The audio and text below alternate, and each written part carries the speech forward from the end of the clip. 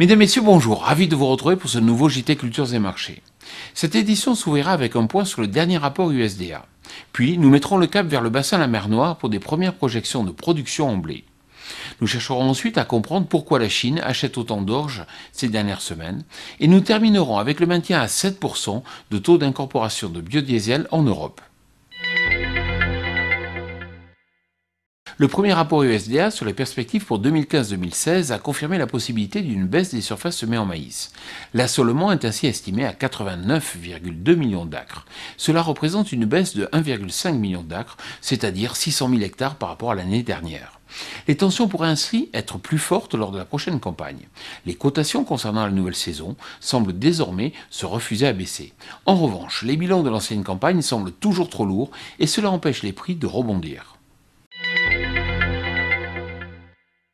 Les conditions climatiques tendent à s'améliorer sur la mer Noire ces dernières semaines. Tant mieux, cela dissipe quelque peu les craintes de déficit hydrique en sortie d'hiver.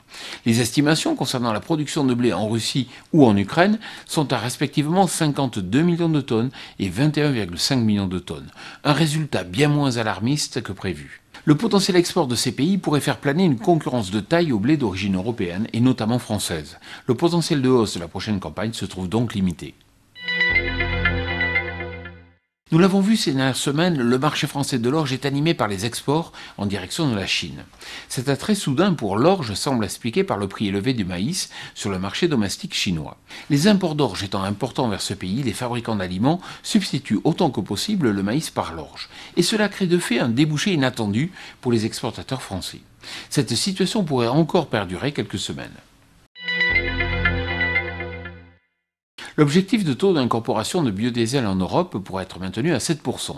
Souvenez-vous, la majeure partie des acteurs du marché craignaient un nouvel objectif à baisser à 6%. Étant donné que la production européenne de colza s'annonce limitée pour la prochaine campagne, des tensions sur les bilans sont à attendre. Le marché du colza pourrait donc être orienté à la hausse. Alors si vous aussi vous recevez un email vous informant de la mise en ligne de ce JT, n'hésitez pas à le transférer à vos amis. Voilà, le JT Culture et Marché c'est terminé, je vous souhaite bien sûr une excellente semaine.